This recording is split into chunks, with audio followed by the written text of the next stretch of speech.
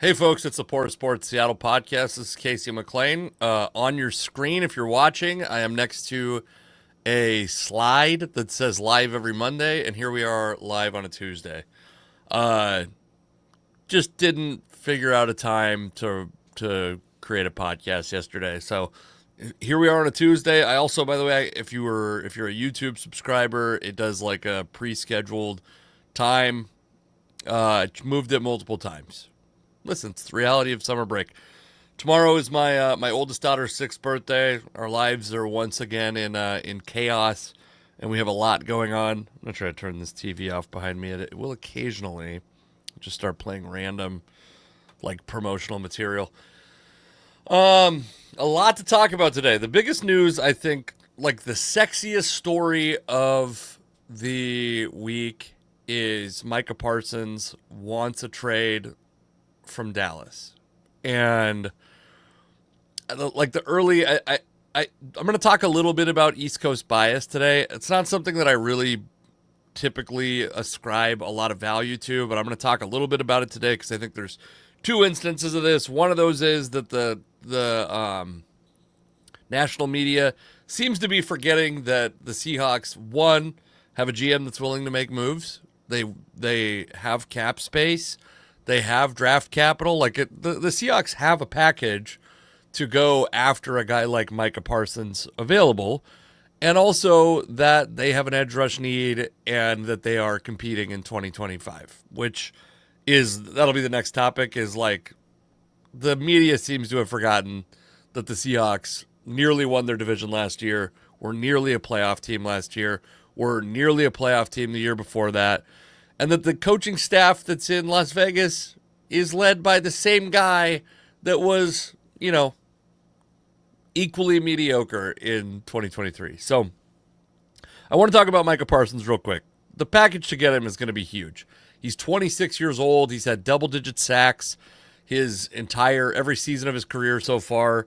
I think that the trade that it would take to get Trey Hendrickson here, the Cincinnati defensive end that's holding out, is probably like a first-round pick and then a large contract.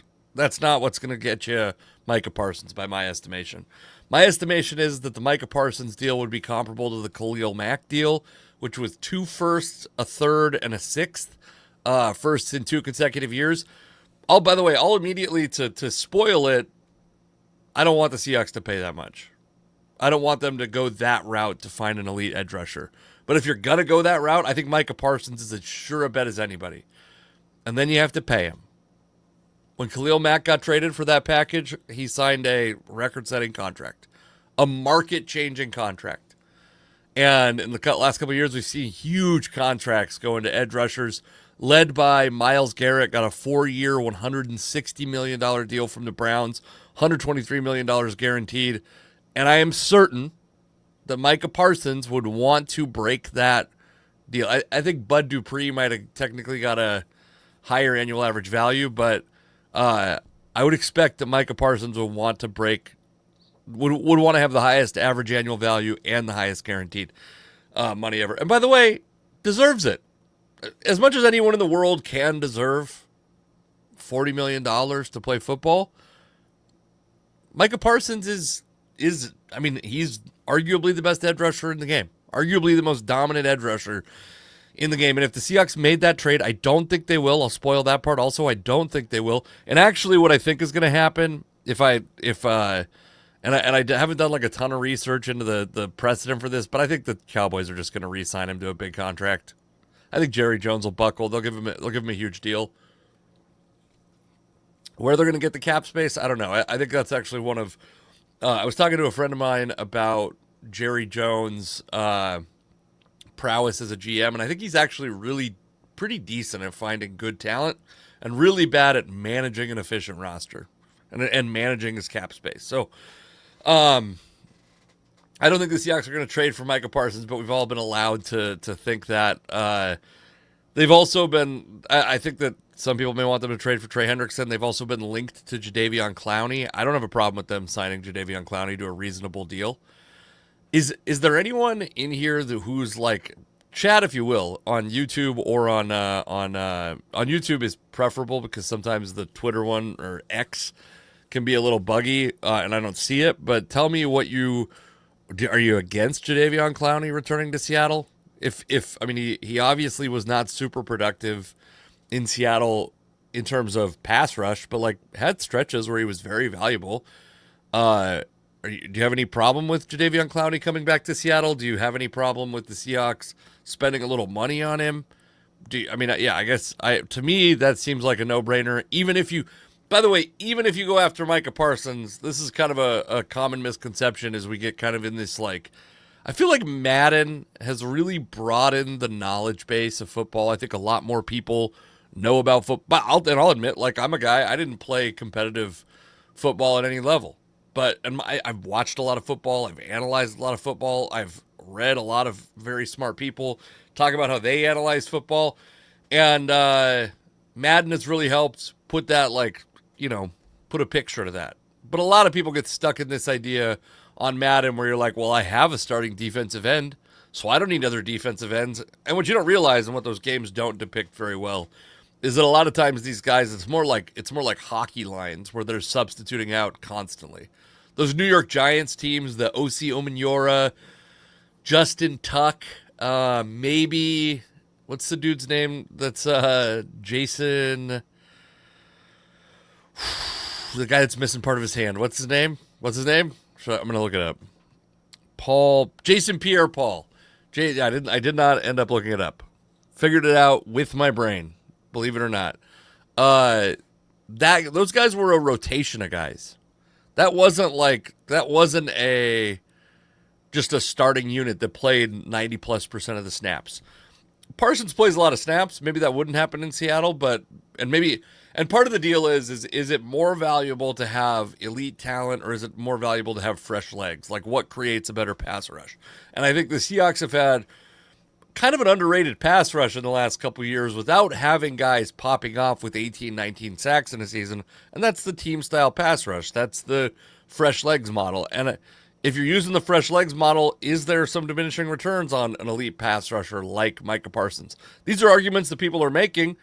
I don't know. I don't have a great answer for it, but it's something to think about even if you're completely bought in. I don't want the Seahawks to make a deal like that because I think that you're increasing your odds to win the Super Bowl in 2025, but you're narrowing the window because suddenly all this improved cap space where you don't have Geno Smith on the roster at his present contract and you have cheaper quarterback options and you've built now it's like you've really committed to 2025, maybe 2026 is the year. Then you got to start making cap decisions at the back of the roster. And it's a cycle that a lot of teams go through. I would like to see the Seahawks sustain as opposed to doing this peak and valley thing. Like get as many bites at the apple as you can as opposed to going for it all one year and then having your entire fate rest on the ACL of Micah Parsons. The ACL, the whatever potential injury he may have, the continued effectiveness, that age doesn't affect him significantly, and then he continues to want to play football as a $40+ million a year person who's got a lot of money. These are all big risks. I did see, though, to continue the East Coast bias thing, ESPN put out an article, and I can't remember. Let me get this coach rankings thing. I'll credit/discredit the 32. The article is called "Ranking All 32 NFL Teams' Coaching Staffs and Coordinators in 2025," and Ben Solak is the writer of this article. And Ben Solak is kind of a new agey analytics guy, I believe. At least he interviews in that space, like kind of the next wave of football analyst. Has had the job at ESPN, I think, for a pretty short time, but I guess this is to say, like, it's not. I've seen some folks suggest that the Seahawks are going to go. I think my buddy Dan Vien's actually quote tweeted it like people projecting the Seahawks to go 4-13 this year. And I mean, listen, anything's possible, but that's putting a lot. That is putting a lot of value on the difference between Geno Smith and Sam Darnold, in my opinion, because I don't think that this roster is worse in many ways. Frankly, like I think Sam Darnold is essentially equal to Geno Smith. That's my opinion, and that's why I supported getting a guy who is equal but younger, equal but cheaper, and younger. Great. DK Metcalf will be a loss. I'll be curious to see. I'm not going to tell you that certainly Cooper Kupp cannot step into that exact role. I will be curious to see, Geno Smith seemed frustrated with DK at different times last year, and different times over the course of the last couple of years, and DK would make boneheaded mistakes, and that sometimes is the trade-off you accept with elite talent. And make no mistake, like whatever I'll say about DK Metcalf, first off, he's my daughter's favorite player. He's the only player she knows in the NFL. Furious that she says she's a Pittsburgh Steelers fan. So angry that he's traded away. I thought DK was very fun to watch. I think there's, potentially holes in his game. And I think the things that he gets a lot of credit for being like a red zone threat. You probably hear that about DK Metcalf quite a bit. His red zone stats are not great. So being part of a rhythm passing offense or a consistently scoring offense, being a number one and paid like a number one, I just don't know if that's a wise allocation of money. Now, I do think when he goes to Pittsburgh, one of the things that's underrated about DK Metcalf is that dude can block, and when he's engaged in a block, he blocks to the whistle. And I think I think Mike Tomlin is going to love that part of his game. Whether that'll mesh with, we saw DK Metcalf run bad routes, not bad routes. We saw him run bad routes, but we saw him run what announcers and analysts have called the wrong routes. So it's either like an option route where he takes the option that wasn't obvious to the quarterback, or runs the route like too rounded off, so it allows a defender to jump. These are like famous things that happened last year, by the way. Now, Geno Smith maybe doesn't get appreciated for his temper as much as he should. A guy that will get on his teammates, a guy that will chop it up. Like Geno Smith was willing to show his temper. He wasn't just some stoic leader out there. If DK Metcalf runs the wrong route with Aaron Rodgers, I feel like that could be a very toxic blend. Even more toxic than whatever you felt about DK Metcalf and Geno Smith. So that's something I'll be watching the whole season, because I think it's an odd pairing. I don't think it's a perfect pairing. I don't think it's a bad pairing. However, Ben Solak ranked the Seahawks coaching staff: Mike Macdonald, Clint Kubiak, Adam Durde, 16th. This is, by the way, after they went 10-7 and, by many people's estimations, upgraded their offensive coordinator from Ryan Grubb, who had never coached in the NFL before, to Clint Kubiak, who is like maybe here's what I'll say about Clint Kubiak.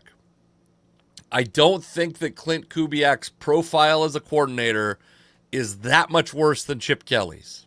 Of course, Chip Kelly did just win a national championship in college, but we've seen Chip Kelly try to impart his offensive philosophy in the NFL multiple times to varying and not super impressive results. So the idea that, and so I'm going to bounce back and forth between these, because what struck me is the Raiders are at 9 and the Seahawks are at 16. When both of these coaches most recently took the Seahawks to a 10-7 record. And Mike Macdonald did it with a first-year offensive coordinator, a first-year defensive coordinator. He was a first-year head coach. He had the same quarterback that's going to Oakland to play. I mean, so I understand that Pete Carroll has a longer resume and a more impressive resume than Mike Macdonald. I'm not disputing that in any way. That's not what this list is supposed to be, though. This list is supposed to be the best coaching staff right now in 2025. For the Seahawks to be ranked that far, frankly, even below the Raiders at all, to me, is obvious East Coast bias. And I know Las Vegas is not on the East Coast, but Pete Carroll coached in the East Coast, on the East Coast. He's very familiar to those guys. He's a celebrity. And I just think that if the roles were reversed, if Pete Carroll came to Seattle second year and he had taken over for a first-year coach, sorry, I don't know what the analogy's falling apart, folks, but let's say it was the inverse. I think that the media would be fawning all over the Vegas coach also, is what I'm saying. Has Pete Carroll had a better coaching career than Mike Macdonald? Absolutely. But if I'm taking one of those guys right now, and I love Pete Carroll. In fact, I finally listened to the audiobook of his book weeks before he got fired from his job with the Seahawks. Like, I love Pete Carroll. I'm taking Mike Macdonald if you give me the option right now. I am jealous. I am jealous of the fun the fans are going to have and the players I'm sure are having in Vegas, and he's reuniting with everybody, even Jamal Adams. I didn't even know that until today. Jamal Adams is back in Vegas, or is back with Pete Carroll in Vegas. That's wild. But yeah, I'm taking Mike Macdonald over Pete Carroll 10 out of 10 times in 2025. And I'm probably taking Clint Kubiak over Chip Kelly just because I think, like, there's way less failure under his belt at this point. I saw some in the offseason, my brother-in-law's an Eagles fan. So in the offseason, occasionally but stories about the struggles of the Eagles in the past will come through. And I watched the podcast episode where Deshaun Jackson and LaShawn McCoy, I think it was McCoy, talked about playing for Chip Kelly and how little he meshed with younger black players, and it's like the league hasn't changed. They're even younger, and it's probably by percentage, even less white, but certainly less old than it was when Chip Kelly was last a coach in the NFL. So I think it's curious. Be curious what you all think. Comments or in the chat, please give me your thoughts. Real quickly. Well, do I have anything else to say about this? No, we'll move on to baseball. We're blasting through this a little bit. I had budgeted 90 minutes in case I allowed myself to ramble, but we're blasting through. Quick Monday podcast on a Tuesday.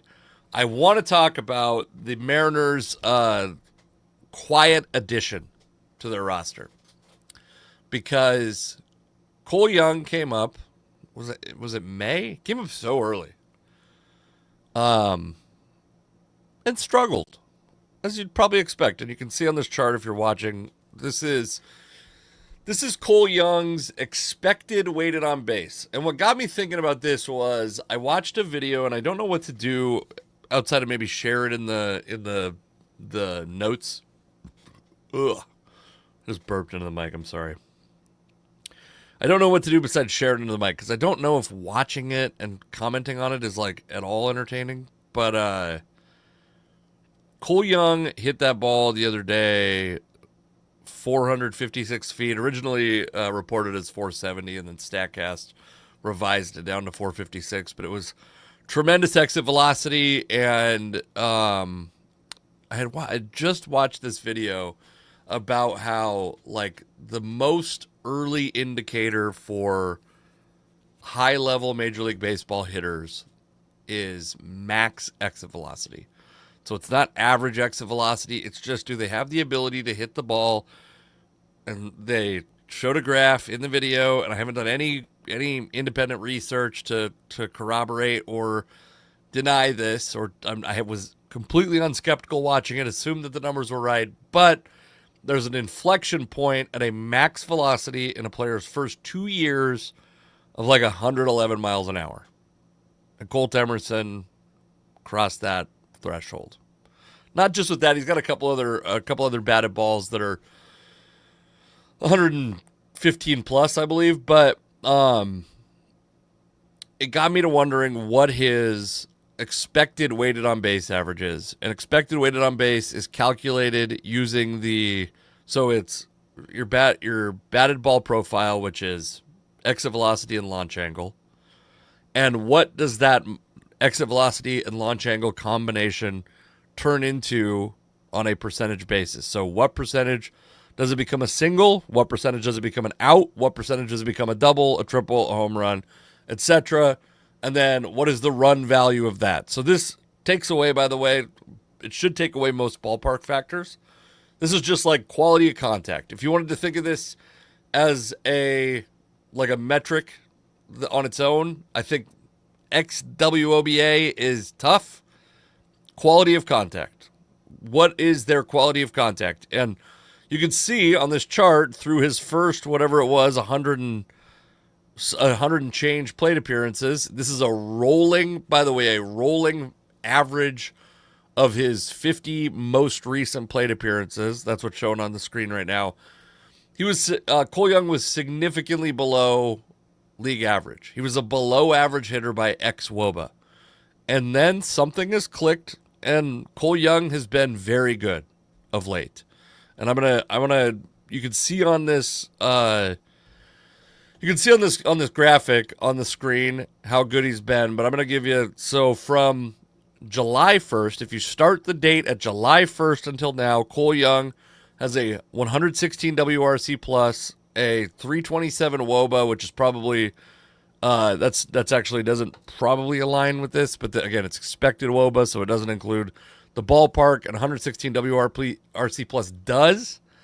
And that was with a 226 BABIP, meaning probably getting unlucky on batted balls and posting a 13.8% walk rate and a 15% strikeout rate. Those two numbers, 13.8% walk rate, elite.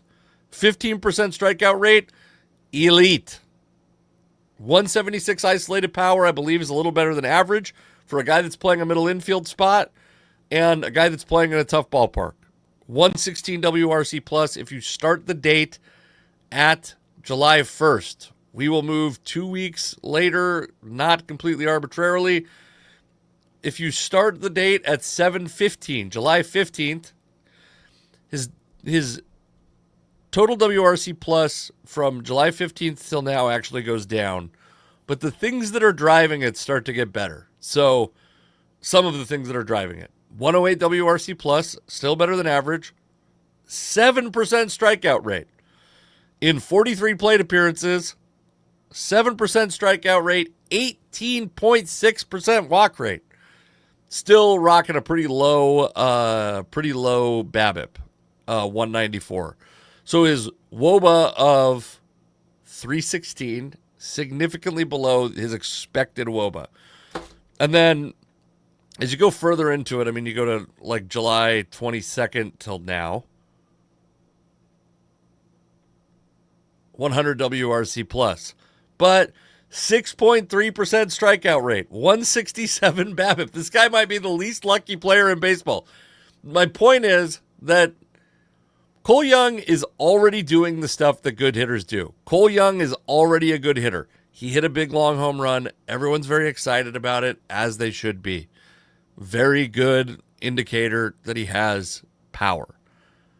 Cole Young is going to be an offensive presence in the next, the next several weeks, and maybe is going to be a silent key or a secret key. Not even that secret. People are realizing this. I saw the Mariners. I had this topic planned a couple days ago. I tweeted out this chart that's very similar to the one that I included on this graphic. But the Mariners PR team, I believe, or the Mariners social media team posted the stuff about his WRC plus also. Cole Young is hitting like a very good hitter. He does, and more than that, he does a couple things that are very important at an elite rate at this point. That doesn't mean he's going to hit 30 home runs this year, but he walks, he doesn't strike out, which has been important to the Mariners. He's kind of got like Josh Naylor's profile, but as a second baseman. That's pretty damn good. I think it gives you a little bit of hope that if the depending on how the prospects and the rest of the system shake out, if Michael Arroyo isn't incredible, or if Colt Emerson isn't incredible, it's going to be tough. By the way, for a couple of years when you have a Colt and a Cole as your middle infield duo to be just speaking on the fly and getting it right every time. It's going to be very difficult. Both left-handed middle infielders, tough. That's tough. But yeah, I was like kind of disappointed in the Cole Young output, and now it's like, no, this dude he's playing great, and he's playing great, and his luck hasn't borne out yet. So since July 29th, by the way, we're like moving a couple weeks at a time, or a week at a time, basically. 129 WRC plus, 15.8% walk rate, 5.3% strikeout rate. This is all, of course, a lot of this is driven by the big-ass home run. He's got a triple in there. This isn't a lot of days of games, but, yeah, again, Cole Young doing the things that you want to do apart from just, like, missing fielders. Anyways, lastly, two very important promotions happened. The Mariners promoted Colt Emerson, the aforementioned Colt Emerson, to the Arkansas Travelers. It's a promotion to Double-A, which is probably where I would imagine this is where Colt Emerson's going to end his season. He's had a good year in Everett.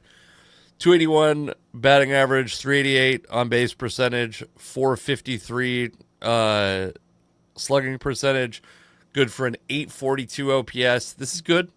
Nothing to argue about or be mad about there. I think nothing that he's got a little bit of a, and unfortunately his Fangraphs page seems to be bugging out, but he's got 68 strikeouts in 412 plate appearances, and you probably expect that to end up if you were to come to the majors next year, probably a little north of 20. Probably not in the Colt Emerson. Probably not in the. I just did the thing that I said was going to be difficult. He's probably not going to be in the Cole Young level of contact,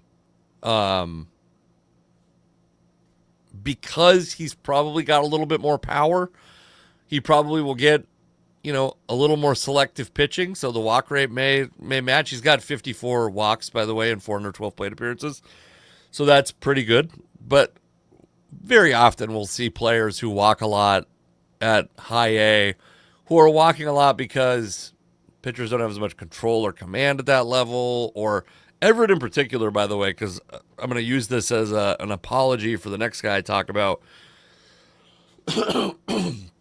Everett's a pretty extreme hitter's ballpark, so pitchers probably have to be more careful there, and it's not necessarily the player's talent that's driving those walks, is the point. There's nothing Colt Emerson's done this year that takes away the prospect sheen. In fact, a lot of the reports on his defense are that he's made huge leaps and that he might stick at shortstop, which was a real question earlier in his career. But one of the things the Mariners did that was the most disappointing at the deadline, a deadline, by the way, that was, the most exciting deadline we've seen from the Mariners in a long time. I think that there's some deserved celebration of what the Mariners did. You got to be stoked about Gino Suarez, though to this point, I believe, pretty slow start. The price they paid for Josh Naylor, I'm in on.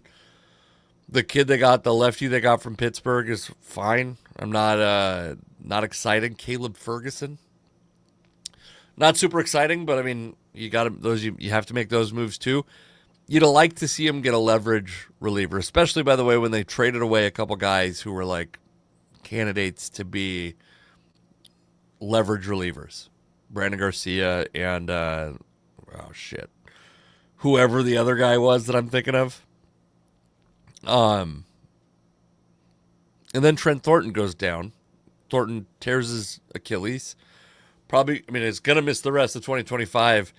You'd have to imagine he's going to miss a significant chunk of 2026 also, although theoretically, the requirements of a pitcher's Achilles tendon isn't necessarily the same as, let's say, a basketball player's Achilles tendon, but it's kind of the same way that, like, when a player tears his UCL as a pitcher, that's like a year plus, typically, before he's back up to full speed. And if he's an outfielder, it's probably 9 months. And maybe he shifts to left field and doesn't throw full tilt all the time. But if his bat's good enough, they'll get him back earlier. Maybe that's what happens with Trent Thornton. But a tough loss for a team that already probably needed a late inning reliever. And I had this. I was doing research for this topic, and it's just exceedingly rare for teams to call a player up from single A to the majors. And so I was thinking about what the Mariners can do to augment. And by the way, there's certainly are guys who are intriguing bullpen arms that the Mariners might be able to knock on the doors of and augment their roster with guys who have been released, who maybe the Mariners see something in that they can make an adjustment to, whatever. Do classic Mariners things to a reliever that's on the free agent market right now. Those are potential alternatives. I think Ryan Presley got released the other day, who is just like a guy, feels like a generic, formerly vaunted late inning reliever who is falling on hard times, and that the Mariners might be able to rehab, and maybe they can't. However, I was thinking about what would it take to get Herangelo St. J, because the Mariners have supposedly committed to not pitching Cade Anderson anymore this season, which is fine. But that doesn't mean they really could use an arm like that, right? And Herangelo St. J, I think most Mariners fans are going to be familiar with the fact that he's a switch pitcher. You can see SHP as his designation here. And by the way, these graphics, many of these I make, the Cole Young one I made. This is directly from the Mariners PR team. I just took it and cropped it, so credit to them. I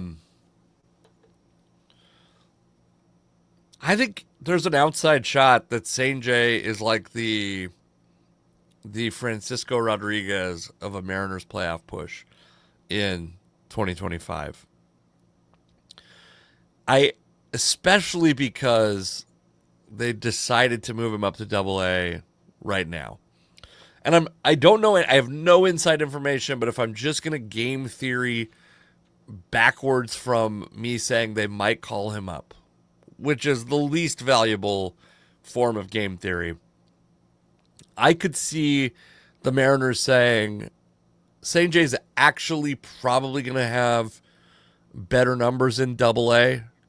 I believe Arkansas is a less hitter-friendly park. Some of St. J's walk struggles, which are not insurmountable, but he is averaging 4 walks per 9 innings or something like that. Some of those might be as a result of the ballpark making it a little touchier where to pitch a batter. Maybe.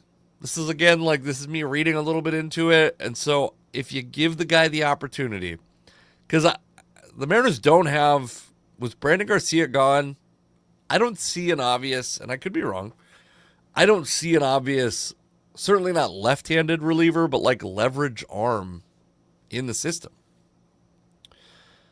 And certainly if Trent Thornton had been injured in, mid-July, I'm sure the Mariners' priorities would have been a little bit different. But here they are with less avenues to acquire players, and they have this guy, Herangelo St. J, who he's going to be so unique and interesting to watch in every way. There's so many questions that he's going to answer in the same way that Shohei Ohtani did.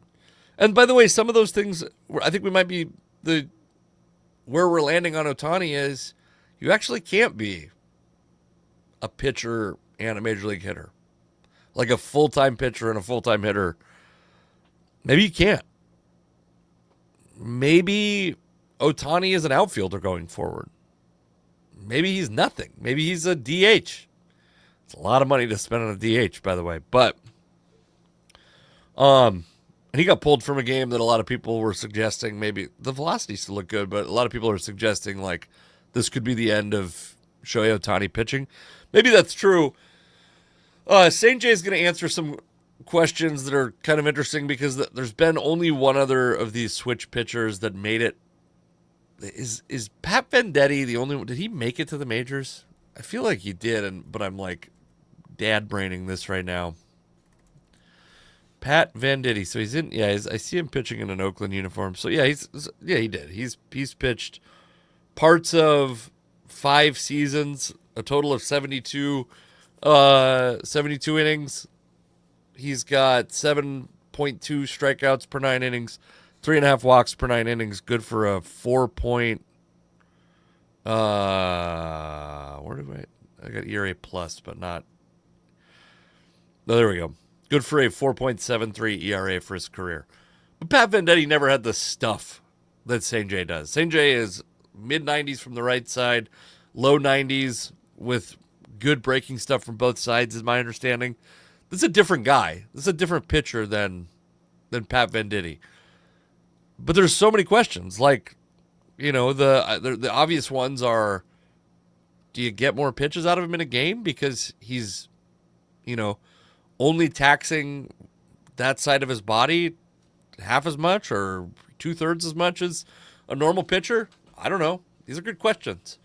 Can he come up and be a leverage reliever because he can pitch to both sides, even if he's not incredible from either side? Can he come up and be a guy that can kind of bounce between left and right and be not even a situational guy, a guy that can just excel right away, pitch full innings right away in relief?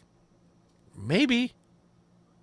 The stuff seems good. I'm going to be watching closely what he does in Arkansas, and I will especially be watching, by the way, because in Everett so far this year, he's pitched in 19 games and 16 have been starts.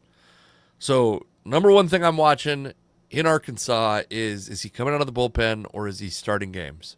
Because if he's coming out of the bullpen, that seems to me like the Mariners are giving him a look to bring him up in September.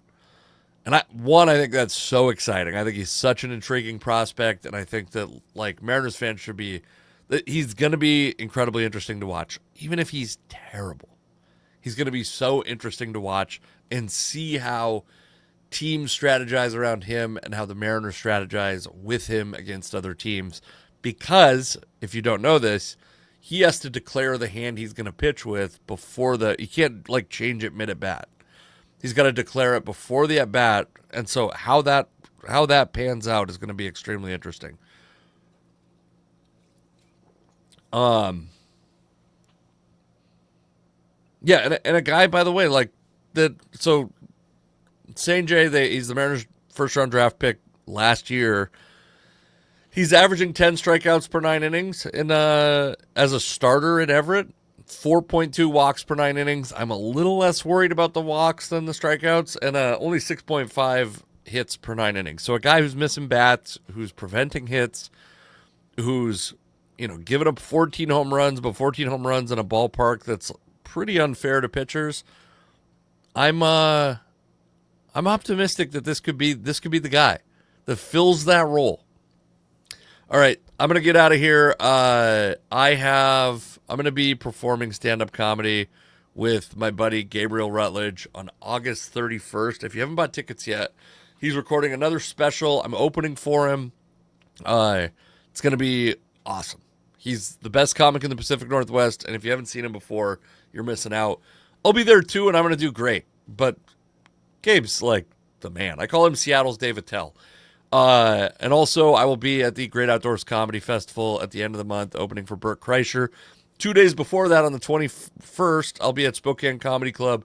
We're doing a live taping, Best of the Northwest, so come out to that if you live in that area. And otherwise, keep an eye out on my social media. I'm going to start posting some fall dates soon, and we're back up. We're ramping it back up after I took a large chunk of the summer off.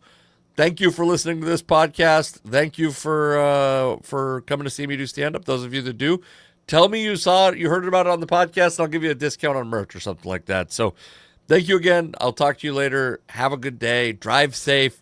Tip your wait staff.